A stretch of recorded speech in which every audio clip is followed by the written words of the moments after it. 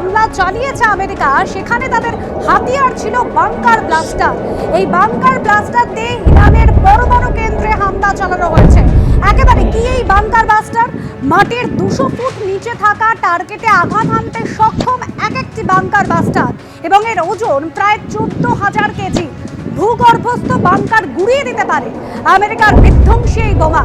আর B2 bomber থেকে এভাবেই তিনটি পারমাণবিক কেন্দ্রে ফেলা হয়েছে এই বাংকার ব্লাস্টার।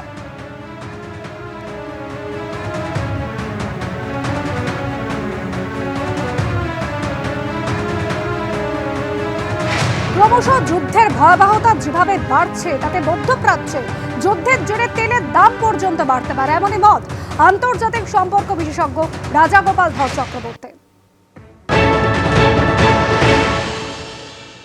এখন এই যুদ্ধ পড়ার ফলে যুদ্ধ যদি শেষ হয়ে যায় তাহলে তেলের দাম খুব আর তো বাড়বে না। যদি শেষ না হয়, যদি ঝামেলা করতে শুরু করে ইরান একের পর এক আমেরিকার ঘাঁটিগুলোতে, তার ফলে যুদ্ধের তেলের কিন্তু নানান ক্ষতি হতে পারে। আমেরিকা কিন্তু এরপরে তেলের ঘাঁটিগুলোকে আক্রমণ করবে, এবং সেটা যদি হয় তেলের দাম বাড়ার সম্ভাবনা আছে। তেল আমাদের আমদানি করতে হয়, বিশ্বের বাজারে তেলের দাম বাড়লে আমাদের আমদানি করার খরচ বেড়ে যাবে। এটা যে মুহূর্তে বাড়বে আমাদের আমদানির খরচ রপ্তানির থেকে বেশি হয়ে যাবে, এবং তার ফলে টাকার দাম কমতে আরম্ভ করবে।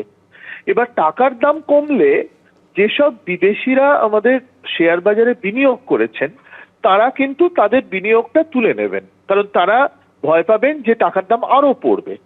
অতএব এর নানা রকমের প্রভাব আছে। শেয়ার বাজারে একটা পতন হতে পারে, টাকার দাম পড়তে পারে, আমাদের কারেন্ট অ্যাকাউন্ট ডেফিসিট বাড়তে পারে, এবং সব থেকে যেটা গুরুত্বপূর্ণ, আমাদের দেশের মধ্যে জিনিসপত্রের দাম বাড়বে।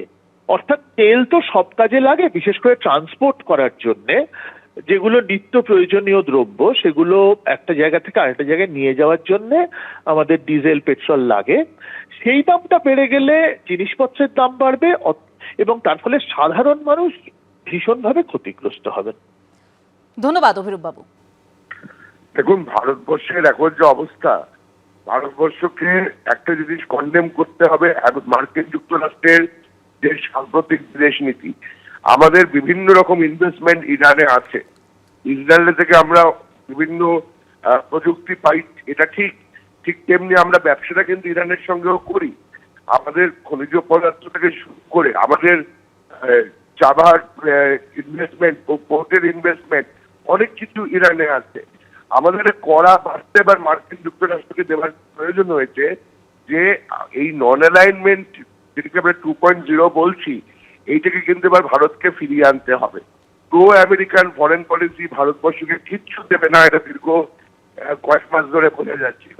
সুতরাং এটা অত্যন্ত একটা অমানবিক কাজ যেটা ডোনাল্ড ট্রাম্প মানে করে যাচ্ছে এবং বলে যাচ্ছেন, সেটা কিন্তু অস্থিরতা সৃষ্টি করছে।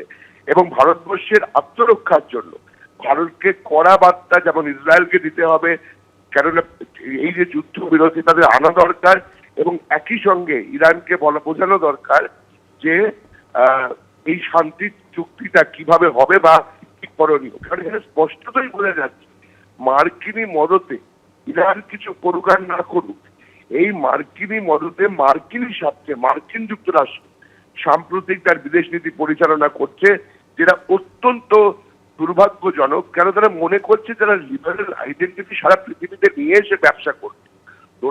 ডোনাল্ড ট্রাম্পের যে ব্যবসায়িক নীতি, ইকোনমিক পলিসি, তার হাত ধরে তিনি কিন্তু এই যুদ্ধ রাজনীতিটা চালিয়ে যাচ্ছে। এটা কোনো মতেই এই মুহূর্তে ভারতের মানাটা ঠিক হবে না।